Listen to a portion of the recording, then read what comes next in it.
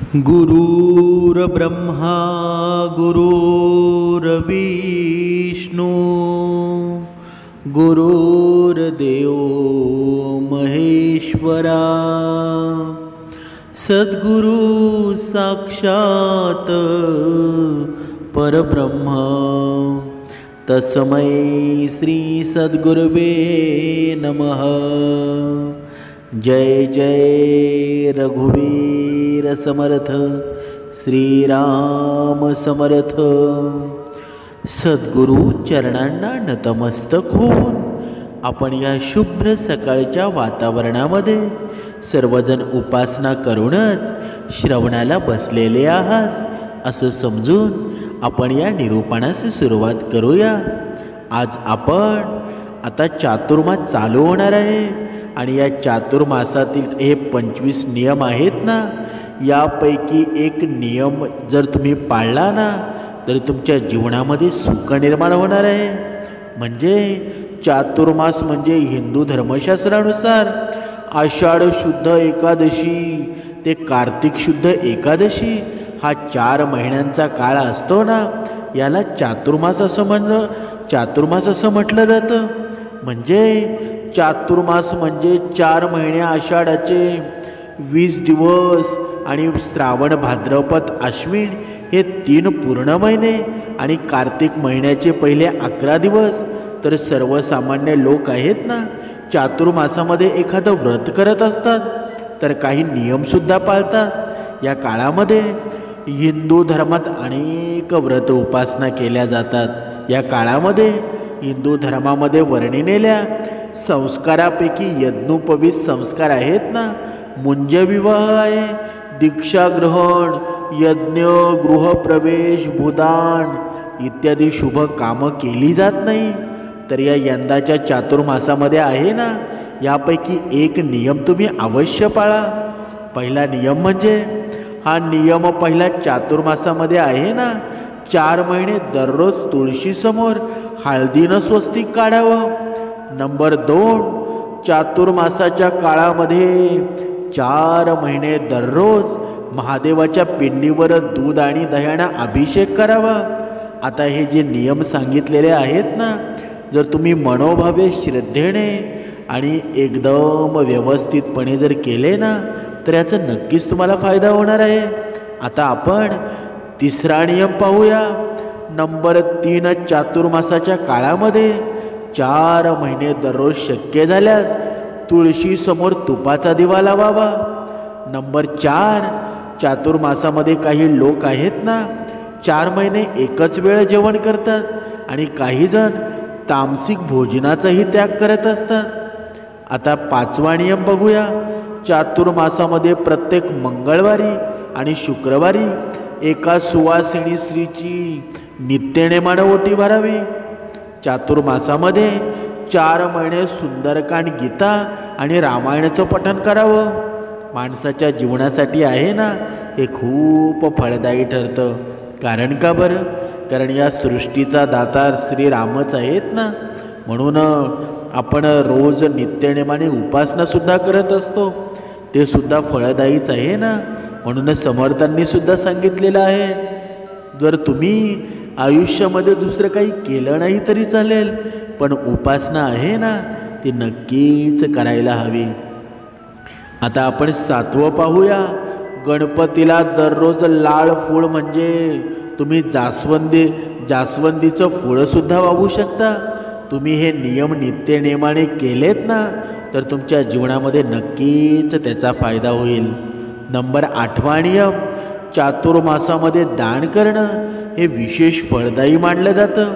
या 4 महिन्यामध्ये दान करणं जीवन संरक्षण आरोग्यासाठी फायदेशीरच आहे ना। तसंच या काळामध्ये पितरांसाठी पिंडदान करणं अतिउत्तम, यामुळं त्यांच्या आत्म्याला शांती मिळत असते। तसंच या महिन्यामध्ये केलेली कोणतीही उपासना असू द्या किंवा साधना असू द्या, ती लवकर फळप्राप्ती होते। आता 9वा नियम पाहूया। चातुर्मासाच्या या 4 महिन्यामध्ये तुम्ही गायत्री मंत्राचा 108 वेळा जप जरूर करावा। या 4 महिन्यामध्ये दररोज पुरुष सूक्त दिवसातून एकदा तरी म्हणावं, किंवा तुम्ही गुरुचरित्राचा 14वा अध्याय दररोज वाचू शकता. हा खूपच प्रभावशाली आहे. जर तुम्ही गुरुचरित्रातील हा 14वा अध्याय रोज जर वाचला ना, तर तुम्हाला त्याचं फळ सुद्धा तेवढं ऊर्जावान मिळणार आहे. आता पुढे पाहूया. चातुर्मासामध्ये भगवान विष्णू निद्रावस्थेमध्ये जातात. म्हणजे या दिवसामध्ये त्यांची पूजा आराधना करणं अतिशय शुभ मानलं जातं. तसेच दररोज ओम नमो भगवते वासुदेवाय नमः या मंत्राचा दररोज एक माळ जप करावा. म्हणजे भगवान विष्णू यांची आपल्यावर कृपा राहते. आता हे जे नियम सांगत आहे ना, निदान एक जरी नियम तुम्ही 4 महिने पाळला ना, तरी त्याचा संपूर्ण फायदा तुम्हाला होणार आहे. आता 12वा नियम पाहूया. चातुर्मासामध्ये येणाऱ्या श्रावण महिन्यामध्ये भगवान शंकराची पूजा अर्चना केली जाते. आणि हा श्रावण महिना भगवान शंकरांना अतिशय प्रिय मानला जातो. असं सुद्धा म्हटलं जातं ना, की जो भक्त खऱ्या खुऱ्या अर्थानं मनानं भगवान शंकराची आणि विष्णूची पूजा करतो, त्यांच्या आयुष्यातील संकट आहेत ना, ती कायमची दूर होऊन जातात. चातुर्मासामध्ये तपश्चर्या आणि भक्ती अवस्थेमध्ये राहून दररोज सत्यनारायणाची कथा आणि जप किंवा श्रवण करणं अत्यंत शुभ मानलं जातं. आता पुढचा नियम पाहूया. चातुर्मासामध्ये सूर्योदयापूर्वी उठून भगवान विष्णू आणि देवी लक्ष्मीची पूजा करावी. तसेच दररोज विष्णू सहस्रनाम आणि कनकधारा स्तोत्राचं पठण करावं. आता हे जे नियम सांगत आहेत ना, बघा लक्षपूर्वक ऐका. तुम्हाला या नियमांपैकी कोणता सोपा नियम वाटेल तो तुम्ही 4 महिने करायचा आहे. 15वा नियम पाहूया. चातुर्मासाच्या 4 महिन्यामध्ये तुम्ही दररोज भगवद्गीतेचा एक अध्यायसुद्धा वाचू शकता. याशिवाय तुम्ही स्वामी चरित्रातील क्रमश 3 अध्याय किंवा 7 अध्याय वाचून आवर्जून वाचावं. आता 16वा नंबर पाहूया. 16वा नियम पाहूया. चातुर्मासाच्या 4 महिन्यामध्ये दररोज जवळच्या परिसरात असलेल्या मंदिरामध्ये दररोज प्रदक्षिणा घालाव्यात. हा सुद्धा अगदी सोपा नियम आहे. तुम्ही चातुर्मासामध्ये कधीही करू शकता. म्हणून आता 17वा नियम पाहूया.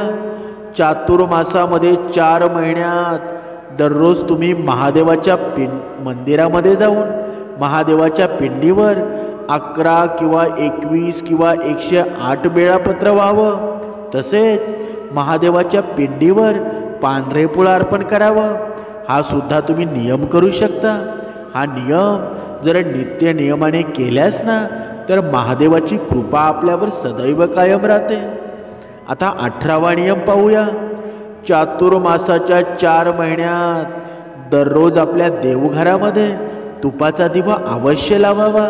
जर हा दिवा निरंतर जर चालू राहिला ना, तर तुमचं आयुष्य प्रकाशमान होणार आहे.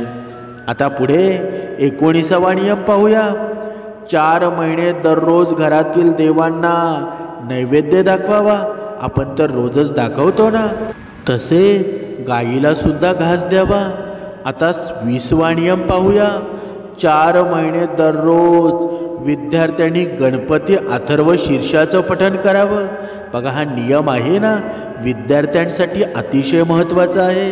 कारण गणपती ही विद्याची देवता आहे ना, म्हणून जर गणपतीचं हे अथर्व शीर्षाचं पठण जर विद्यार्थ्यानं केलं ना, तर तुम्ही केलेला अभ्यास आहे तुमच्या लक्षात राहू लागेल. म्हणून विद्यार्थ्यांनी हे लक्षात ठेवावं. आता 21वा नियम पाहूया. चातुर्मासामध्ये उपवास, तप, जप, पवित्र नद्यांमध्ये स्नानदान, पाण्यावर भोजन करणं हे अत्यंत फलदायी मानलं जातं.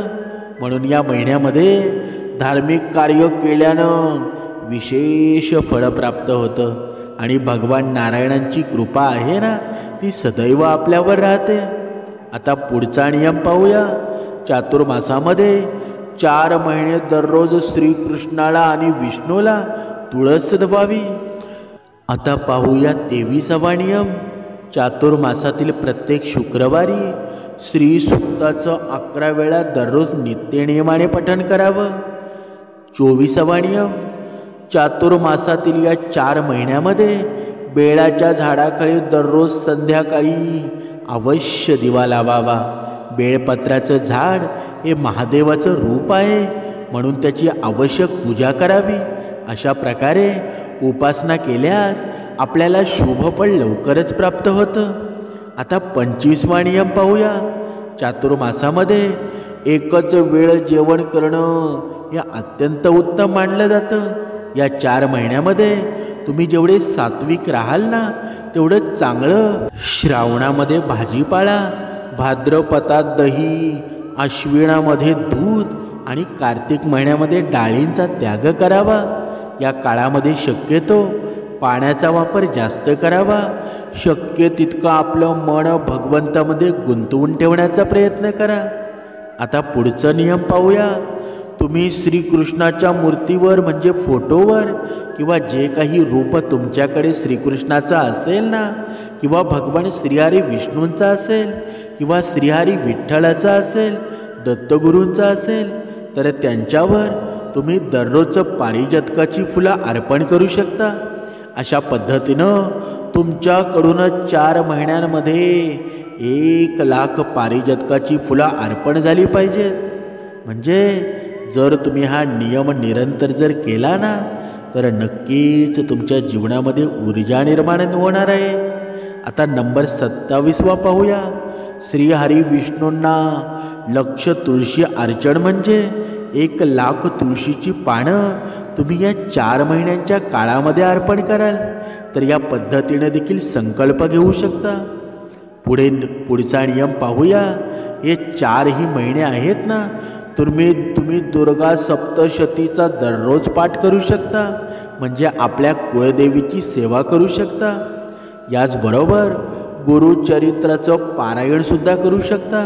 संक्षिप्त गुरुचरित्राचं पारायण आहे ना ते अतिशय शुभ मानलं जातं. आता नवनाथ पारायणसुद्धा करू शकता.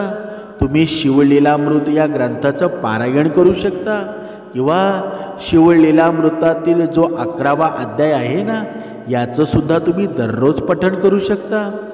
पुढे श्री गणेशांना लक्ष दुर्वार्चन 1,00,000 दुर्वा तुम्ही गणपती बाप्पांना या 4 महिन्यांच्या काळामध्ये अर्पण कराल तर या पद्धतीचा देखील तुम्हाला संकल्प घेता येईल. आषाढी एकादशीपासून ते कार्तिकी एकादशीपर्यंत महादेवाला या 4 महिन्यांमध्ये 1,00,000 पांढरी फळं अर्पण करतात. म्हणजे रोजचंच काही असं ठरलेलं नाही की रोज 1,000-2,000 असं काही अजिबात नाही, पण रोज म्हणजे या 4 महिन्यांमध्ये 1,00,000 फुलं जी आहेत ना ती मोजून शिवलिंगाला अर्पण करतात. याचबरोबर बरेच जण कांदा लसूण वांगी आहेत ना हे 4 महिने सोडून देतात. कांदा लसूण न टाकता जे काही पदार्थ बनवता येतात ते पदार्थसुद्धा खातात, किंवा भाज्या वरण यांच्यामध्ये कांदा लसूणचा वापर केला जात नाही. त्याशिवाय जेवण बनवलं जातं आणि ते खाल्लं जातं. याचबरोबर वांगीसुद्धा जी आहेत ना ती 4 महिने खात नाही. पुढचा नियम पाहूया. या चातुर्मासामध्ये तुम्ही दानधर्म भरपूर करू शकता. आपल्या पित्रांच्या नावे दानधर्म करू शकता, किंवा तुम्ही बघा या 4ही महिन्यांमध्ये एखादा गरजू व्यक्ती असेल किंवा एखाद्या मंदिरामध्ये रोजच्या रोज शिधा तुम्ही देऊ शकता. समजा तुम्ही बाळकृष्णाला जर तुळशीपत्र किंवा मंजुळा अर्पण करण्याची सेवा करताय तर तुम्ही गुरुवारी किंवा बुधवारी या सेवेला जी आहे ना ती सुरुवात करू शकता. आणि अगदी चातुर्मासातील कोणत्याही दिवशीपासून तुम्ही कोणत्याही व्रताला सुरुवात केली ना तरीसुद्धा चालू शकतं. पुढचा नियम पाहूया. हे 4 महिने भगवान श्रीहरी विष्णूंची ही सर्वात प्रभावी सेवा म्हणजे विष्णू सहस्रनामाचं दररोज तुम्ही पठण करू शकता, किंवा विष्णू सहस्र नामावळी म्हणत म्हणत तुम्ही आपल्या देवघरातील जी बाळकृष्णाची मूर्ती आहे यांना तुळशीपत्र अर्पण करू शकता, किंवा पिवळी फुलं जी असतात ना ती सुद्धा अर्पण करू शकता. पुढचा नियम पाहूया. याचबरोबर तुम्हाला जेही काही पारायण करण्याची इच्छा आहे, जेही काही स्तोत्र मंत्रपठण करण्याची इच्छा आहे, पण काही अडचणींमुळं काही कारणांमुळं जे आजपर्यंत शक्य झालं नाही, तर या चातुर्मासामध्ये संकल्प घेऊन 4 महिने तुम्ही ती जी सेवा आहे ना ती सुद्धा करू शकता. आणि संकल्प आषाढी एकादशीला घेणं झालं नाही ना तरी हरकत नाही. कोणत्याही दिवशी कोणत्याही वारी या चातुर्मासामध्ये तुम्ही कोणत्याही सेवेचा संकल्प करू शकता. पुढचा नियम पाहूया. याचबरोबर या 4 महिन्यांमध्ये हे जे व्रत वैकल्य आहे ना, सेवा उपासना जी आहे ती करण्याला इतका जास्त महत्त्व आहे ना किंवा आवर्जून केल्या जातात. पण अशी काही शुभ कार्य आहेत जी या चातुर्मासामध्ये केली जात नाही. त्यापैकी पहिलं म्हणजे की या 4 महिन्यांमध्ये मुंज केली जात नाही, लग्न केलं जात नाही, यज्ञ केलं जात नाही, गृहप्रवेशसुद्धा केला जात नाही. तुम्ही स्वतःचं घर घेतलं असेल ना आणि गृहप्रवेश करण्याचा विचार करत असाल तर तुम्ही आषाढी एकादशीपासून ते देव उठणे एकादशीपर्यंत नवीन घरामध्ये वास्तुशांती किंवा गृहप्रवेश करू शकत नाही. तुम्हाला थोडंसं थांबावं लागेल. अशा प्रकारे या चातुर्मासातील या नियमांचं पालन केलं ना तर आपण आपलं आरोग्य सुधारेल, मानसिक पीडा नाहीशी होईल, सर्व इच्छा आकांक्षा पूर्ण होतील, तसेच सर्व प्रकारच्या पापांचा नाश होऊन जाईल, सर्व प्रकारच्या मानसिक विकारांचा नाश होऊन मानसिक दृढता प्राप्त होते, तसेच आपल्याला पूर्वजांचे आशीर्वाद प्राप्त होतात. त्याचबरोबर चातुर्मासात हे 4 महिने या प्रकारचे नियमांचं पालन केल्यास भगवान विष्णू शिव यांची कृपा आहे ना आपल्यावर सदैव प्राप्त होते. जीवनात आनंद आणि समृद्धीत वाढ होते, घरात बरकत येते, तसेच आत्मविश्वास, त्याग, समर्पण आणि संयम ही भावना आहे ना ती विकसित सुद्धा होते. त्यामुळं या चातुर्मासामध्ये हे 4 महिने आहेत ना ते नियमांचं पालन अवश्य करावं. समर्थांनी सुद्धा सांगितलेलं आहे ना, जीवनामध्ये आपण जर हे 4 महिने एक जरी नियम पाळला ना तरी तुमच्या जीवनामध्ये समृद्धी आणि धनवान स्थिती प्राप्त होईल. म्हणून हे नियम पाळा आणि जीवनामध्ये धन्य होऊन जा. जय जय रघुवीर समर्थ.